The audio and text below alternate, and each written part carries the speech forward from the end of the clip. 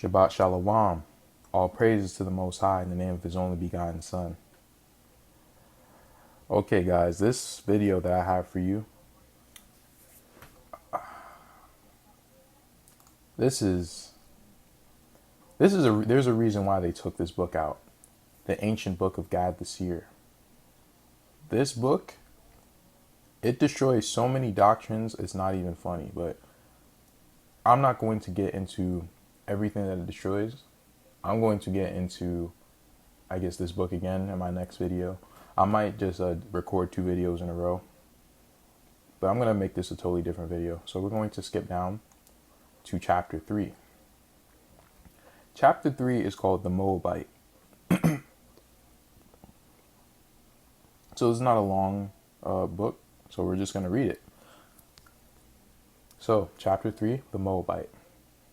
This will be in my library, by the way. I've already put it in. You just have to look for it, okay? Now let's begin. When the feast of Passover came, on the 15th of the first month, a Moabite shepherd came to David and talked with him, saying, "My lord the king, you have known that I, your servant, have been loyal to Israel from my youth. And and now take me away from dwelling among uncircumcised people, and circumcise the flesh of my foreskin to take away my reproach, so that I can sit among your people." And David said, "The Lord does not want your people." And he commanded, and then he quoted from Deuteronomy 23, verse 3. "An Ammonite or a Moabite shall not enter into the assembly of the Lord forever." So this Moabite man, he's been loyal to Israel from as a young kid, and he's saying, can I join you guys? Like, I'm sick of being around wicked people. I love to be around righteousness. I want to be around your people. Okay, now let's move down. "And we cannot seek your peace nor your prosperity. How can I help you today?" The servant answered, "Is it not it true that Ruth was of our people, and you are one of her children and descendants, and the Lord has chosen you and your descendants forever?" So he's saying, listen, Ruth was a Moabite. How come I can't join? That's what he's saying. So that's another doctrine that people say. They say Ruth was an Israelite. No, she wasn't. No, she wasn't. She was an actual Moabite. It would not make sense even in that story that she was an Israelite, but whatever. Now let's continue. "Then said he, you have given a convincing argument." Because they was like, oh, damn, I guess I am part Moabite, Now, "Stand here with me to ask from the mouth of my Lord." So now, David's like, well, just hear it from Yahweh himself. You don't need to hear it from me. And David asked the Lord about the statement of the Moabite servant. And David said, "O Lord, Lord of hosts, teach me wondrous things out of your law, so that I may know how to rule for this servant, and what should be done with him." And listen, David, he was merciful. He was like, well, I don't really have an opinion about it. Let's just ask the Most High. See, he's not telling people who can get in, who can't. He's just like, well, let's just ask the Most High. And that's the attitude we need to have. We can't just be going around telling people who can get in and who can't. But there is balance to everything, and we're going to get into the meaning of all things through the power and the grace and the glory and the wisdom of the Most High, Yahweh, or whatever name you want to use, Ahaya, Yah, whatever. It's all good. I just used the note cassette in one of the videos. I know someone was confused, but you got to read that book in remembrance, bro. You have to. That book is fantastic. "And the Lord said to Nathan the prophet, Go to David my servant, and tell him the message that I tell you. And Nathan went to David to his chambers, saying, This is what the Lord of hosts says. I have heard your prayer. So tell the Moabite, you are a Moabite man, not a Moabite woman. For I never said a Moabite woman and an Ammonite woman, because their women and daughters belong to the Lord. Whoa, what was that?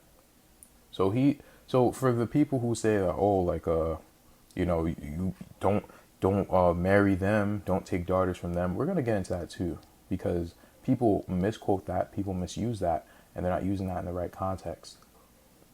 But the Most High is saying pretty much that the Moabite women, they belong to the Most High. Now let's continue. However, you are cursed by the Lord, and forbid to enter the Lord's assembly. So the Most High never cursed the women. He hasn't cursed the women of the other nations. The women of the other nations can join. They can join the assembly. When the Moabite heard the message of the Lord, he cried out and exclaimed, I am forbidden from entering the assembly of the Lord. And the king took him and appointed him a shepherd among David's shepherds. And he was there until the 3rd year of the reign of King Solomon. Then he died. Listen, David had compassion, even though the Most High said you can't join. He still allowed him like a good rank, pretty much. Like he was just like, I can't allow you to join our people, but you can join our ranks. You can have a position of authority. Good on David for that, for being a merciful man. And he had a daughter whose name was Seraphah. She had a beautiful form and was very fair to look upon. King Solomon took her to be his concubine, and she found grace and favor in his sight more than all the other concubines, and she became the chief of the concubines' residence. And this became the statute in Israel forever. So the Most High blessed his daughter at least. But this is telling you, the men are on a different level than the women. When he is cursing nations, he's cursing their men. But specifically, the only time that he cursed anyone's daughter is the daughter of the Canaanites. Do you guys understand that? He cursed the daughters of the Canaanites. He cursed the Canaanites in general. He cursed the Moabite men. But everyone else, it was not necessarily a curse to them as long as they're willing to keep the laws. But even so, when it talks about don't marry their daughters, it's talking about the Canaanites, because the Canaanites have an inherent evil to them because they've mixed with the Nephilim, with the fallen angels. And after a while, we weren't even supposed to. Actually, not even after a while. It was already a rule that we were only supposed to marry within our fathers. The children of our fathers. Meaning the Shemites. We were only allowed to marry within Shem, and I'm going to prove it. But let's go on to the next part. So now this makes a lot more sense. Because even though the Canaanite women, they were not allowed to be married by the men, I don't think that they are looked at in the same way as the men, as the Canaanite men. Are you following me? Then Yahawahshi went thence and departed into the coast of Tyre and Zidon. And behold, a woman of Canaan came out of the same coast, and cried unto him, saying, Have mercy on me, O Lord, thou son of David. My daughter is grievously vexed with a devil. And he answered her not a word. And his disciples came and besought him, saying, Send her away, for she crieth after us. So they were already trying to send her away. Why? Because she was a Canaanite. And the Canaanites, along with the Moabites and the Ammonites, were not allowed to enter. That was the whole significance of this. But he wasn't necessarily allowing the men to enter. Notice this is a woman, right? But he answered and said, I am not sent but unto the lost sheep of the house of Israel. Then came she and worshipped him, saying, Lord, help me. But he answered and said, It is not meet to take the children's bread and cast it to the dogs. Now, also, there's a whole parable in Enoch that compares the Philistines to the dogs, but that's not really what this is. I don't think that's what this is necessarily talking about. It could be talking about it, But she's not a Philistine. She's from Tyre and Zidon. Tyre and Zidon are the Phoenicians, or the Canaanites. The Philistines they're a different sort of Canaanite. So I don't think that that's why he called her. I think he just called her a dog because that's how the other nations are looked at, as animals, as the beast of the field. Are you following me? I'm not saying that to be racist. I'm saying that because that's thus saith the Lord. It is what it is. 27, and she said, truth, Lord, yet the dogs eat the crumbs which fall from their master's table. Now, what did she just do here? She brought herself down. She brought herself low. She debased herself. But the key is that she is showing humility. And this is what I've been preaching on my channel. And when I try to preach this on my channel, when people come to my channel saying, oh, like, you have to be more humble, you don't know what you're talking about. You need to have the precepts. Because me telling Gentiles they need to be humble, that's biblical. And I'm going to show you. So hang tight for the naysayers. Then Yahawahshi answered and said unto her, O woman, great is thy faith. Faith, meaning he's saying that she has great faith because even though he just said, like, I shouldn't be giving you this, it's not for you, this is not for you, this is for the children, this is not for the dogs. She said, oh, okay, yeah, I am a dog. She agreed with him. You have to be agreeable. That is what humility is agreeableness, especially to the Lamb of the Most High. And then he healed her daughter. This is the type of attitude that Gentiles need to have. And Paul was saying the same thing. See, some people, they don't believe that Paul was talking about actual Gentiles. Sometimes he is, sometimes he isn't. But in Romans 11, which I'm going to go over, he was. But you have to understand what he was trying to say. I had something to add. Right. So I wanted to go back. Let me see. Why did I want to go here? I'm trying to remember. I don't remember why I wanted to go here. It was for a reason though. Either way, let's go on to the next one. So some people, they say that, oh, we're not supposed to marry the other nations, then they use that scripture in Deuteronomy to say just that. Now I'm going to show you that it's not talking about all the other nations, right? It is talking about a specific nation that we're not supposed to marry at all. The Most High did not want us marrying the daughters of the other nations, but he does not allow men to marry. He hates when men marry our daughters. So interracial marriage is not the same thing for both genders. It's not. Right? It's not. If you have a so-called Hebrew woman marrying a Gentile man, listen, man, that's an abomination. It is. It just is. I don't know what else to tell you.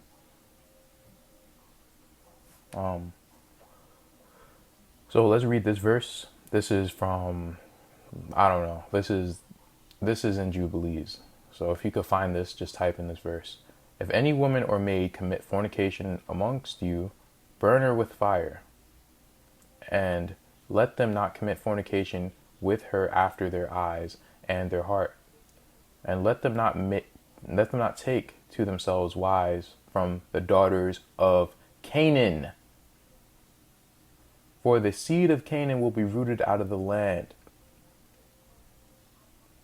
This is what it's talking about. But we're gonna keep getting precepts. This is 20. I don't know what chapter this is. Let me see. Whatever. Just look at the verse. This is verse 20 of whatever this is. This is also in Jubilees. Be thou ware, my son Jacob, of taking a wife from the seed of the daughters of Canaan, for all his seed is to be rooted out of the earth. For owing to the transgression of Ham, Canaan erred, and all his seed will be destroyed from off the earth, and all the residue thereof. And none springeth from him will be saved on that day, on the day of judgment. So he's specifically talking about the Canaanites. He's not talking about the Hamites. He's not talking about the Japhethites. He's not talking about Yoktan. He's not talking about the other Shemites. He's talking about Canaan. Okay? Let's get another one. My son, do not take a wife of the daughters of Canaan as Esau thy brother, who took him 2 wives of the daughters of Canaan. And they have embittered my soul with all their unclean deeds, for all their deeds are fornication and lust, and there is no righteousness with them, for their deeds are evil.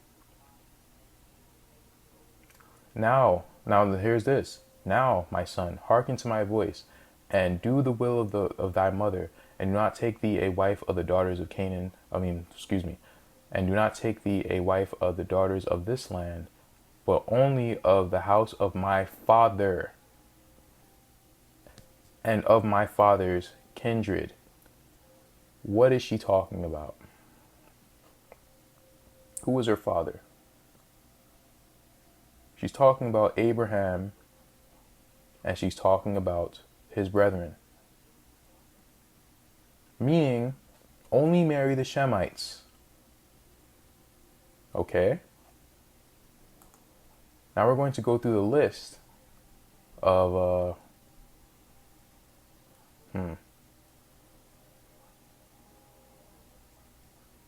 Oh, excuse me. Now let's go to the list of all the people that the Israelites married. So let's start with Levi and Issachar. And Levi and Issachar went to the land of the east, and they took unto themselves wives, the daughters of Jobab, the son of Yoktan, the son of Eber. And Jobab, the son of Yoktan, had 2 daughters. The name of the elder was Adinah, and the name of the younger was Arida. And Levi took Adinah, and Issachar took Arida, and they came to the land of Canaan, to their father's house. And Adinah bare unto Levi Jershon, Kehath, Merari, 3 sons. So, who is Yoktan? Yoktan would be the Orientals, the Pacific Islanders, the people of southern India, the people of southern Iraq, the darker skinned people of those areas. Or they can have lighter skin. It's not really about darker skin. I'm just trying to give you, let me see if I can find them. If I'm not even spelling that right. Did I really spell that right? Oh, wow. These would be kind of like the people from Yoktan of India. And as you can see, they sort of look like us, even though, because like some of us are actually mixed in with them. But let me see if I could find a good picture that kind of looks like us. Nah. But this is how they look. They kind of look Negro-ish a bit. Like they don't really look like the typical Indian. Right? The people from the Philippines.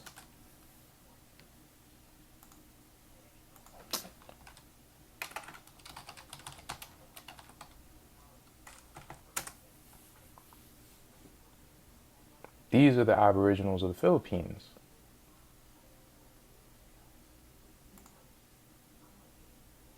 So, for the people who try to say that, Israel can only look one way, they all look like Negroes, or we can't be marrying the heathen. What are the heathen? Who are the heathen? The heathen are not Shemites, bro. We can marry Shemites. Shemites are allowed. We are not supposed to marry the people from Canaan. That's what it was talking about. And eventually not the people from so-called Ham or Japheth either. It said to take take daughters from my fathers and my father's kindred. talking about Abraham or his his kindred. Or she could be talking about Shem. Who knows? But the point is that it's not only Israel that you can take daughters from. We can keep going down the list. Everyone who they married were all Shemites. And Gad and Naphtali went to Haran and took from thence the daughters of Amuram, the son of Uz, the son of Nahor, for wives. I think I have that here, if I'm not mistaken. Nahor, the son of Terah. Nahor the second is listed as the son of Terah among two other brothers, Abram and Haran. So these are Shemites, bro. These are Shemites.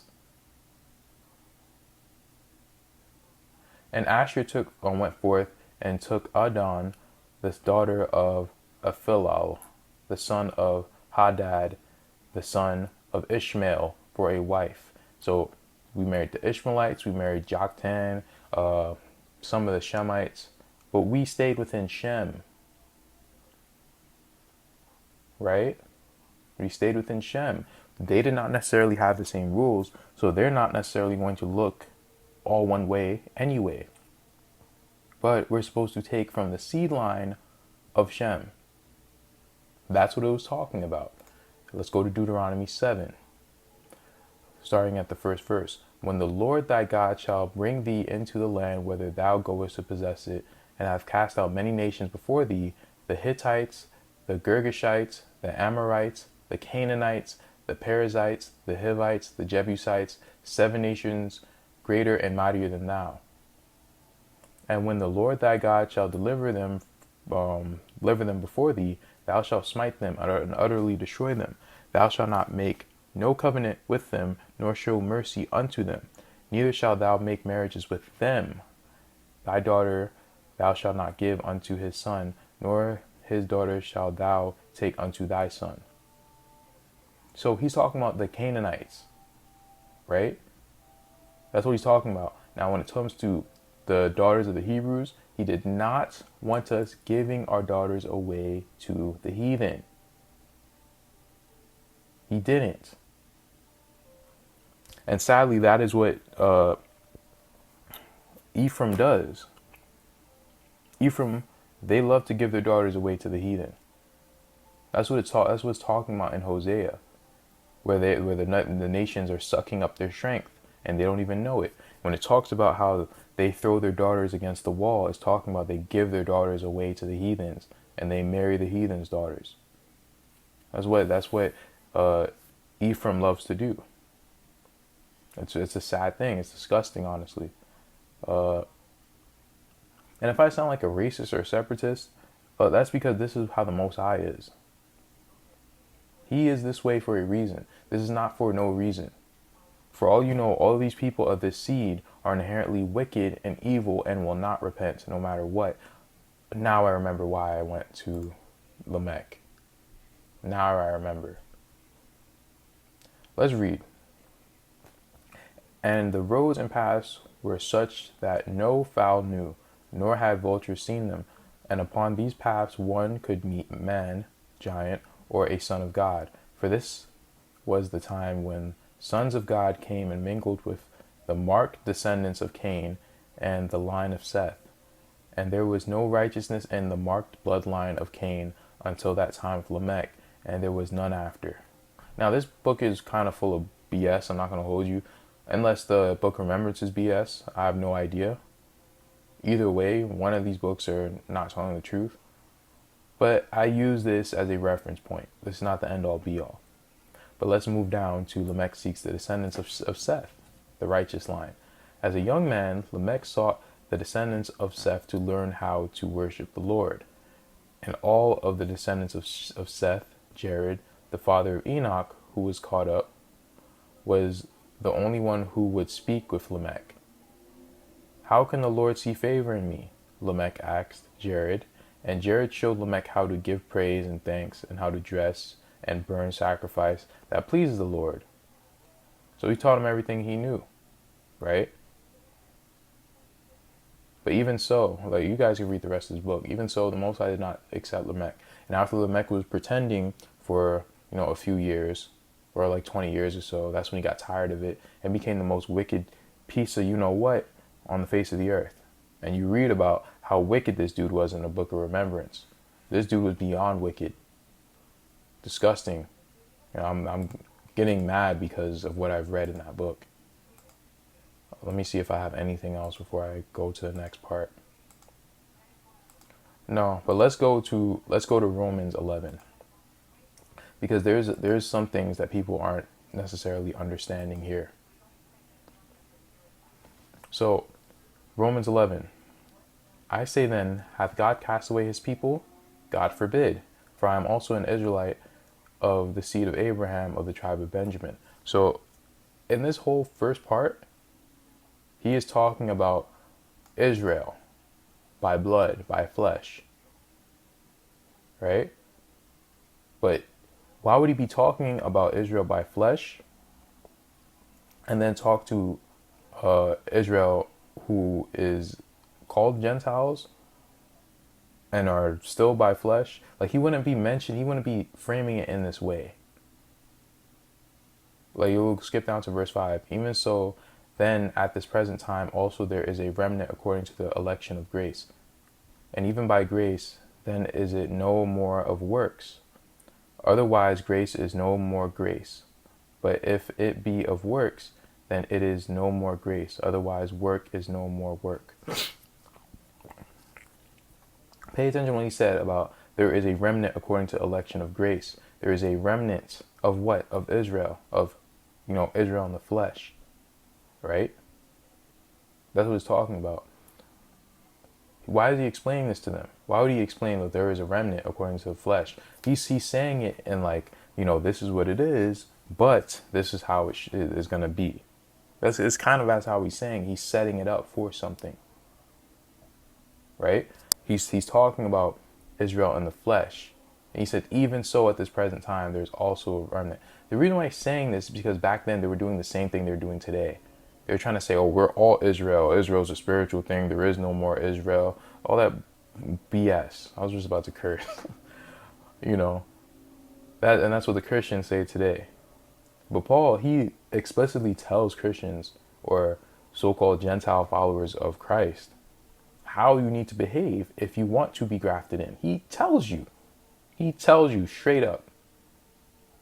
And this is why I profess humility on my channel. Because you can't go to the Most High without going through his people as a Gentile. You cannot. Now let's read. What then? Israel hath not obtained that which he seeketh for, but the election hath attained it, and the rest were blinded. So he's saying that there's a certain group of people who have been blinded and a certain group of people who listened or accepted Yahawahshi when he came. But most of them didn't. They were blinded. So this is what the Most High did because they didn't want to accept him.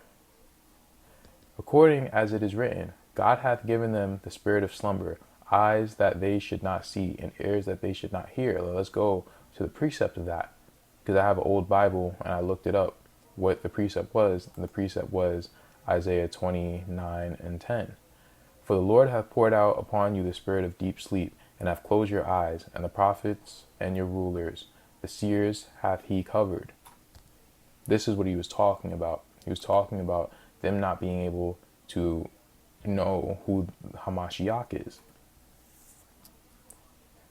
And David saith, let their table be made a snare and a trap and a stumbling block and a recompense unto them. Let's go to that. If I have that prepared, yes I do. Right here. Let their table become a snare before them, and that which should have been for their welfare, let it become a trap. This is not talking about Gentiles. This is talking about the Israelites who were trying to kill him. Right? You even go down here. Let me see if I can find it real quick. Right here, verse 8. I am become a stranger unto my brethren, and an alien unto my mother's children. So he's talking about his own children, his own brethren. He's not talking about Gentiles, right? I've already kind of gone through this in my Romans 11 video, my grafting video, but I have more understanding now.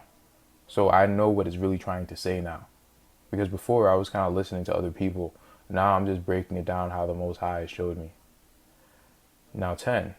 In my opinion, of course, my perspective, my opinion. Don't listen to me. Do your own research. You know, the Most High, I believe the Most High showed me this. Let me just say that. Do not take it as, you know, the Most High showed me this, therefore your opinion doesn't matter. No. Please. I'm not saying that. Just have to make that clear. Let their eyes be darkened, that they may not see, and bow down their back always. This is also a quote right after. Let their eyes be darkened, that they see not, and make their loins continually to shake. Right?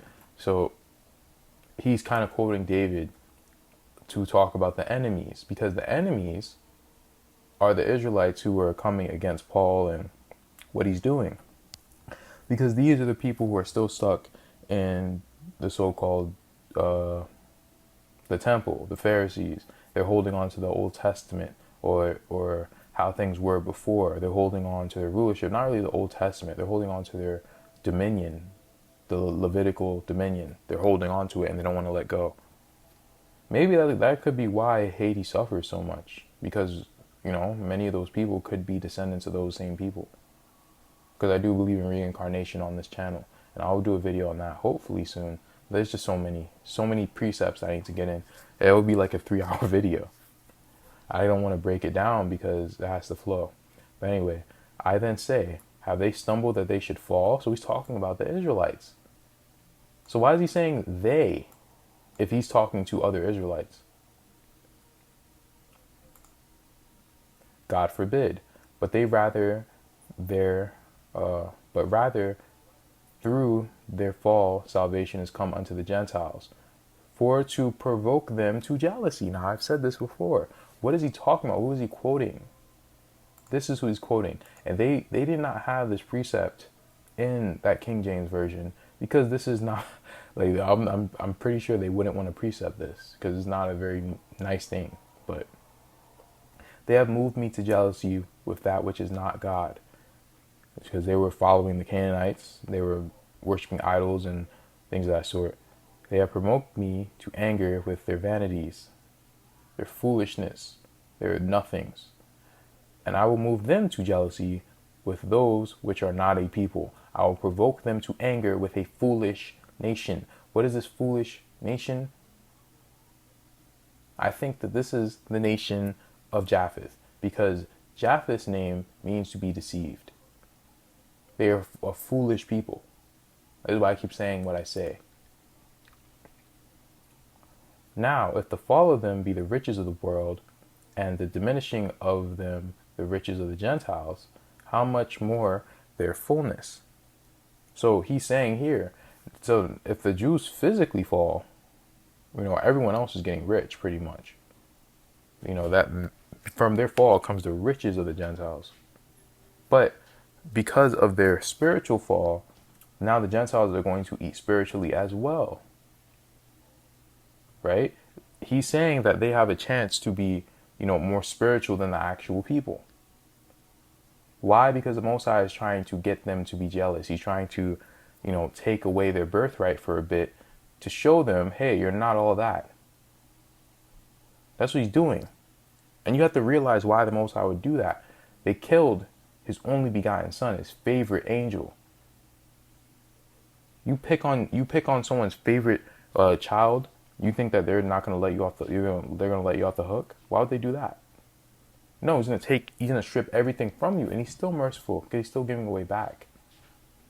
Listen, if any of the Hebrews woke up tomorrow, you would have a higher place than any Gentile, no matter how long they've been doing it, no matter what. If you come back to the Most High tomorrow, come back to his son specifically, because there's only one path to the Most High, and that is through Hamashiac Yahawahshi, Hamashiac Yashaya.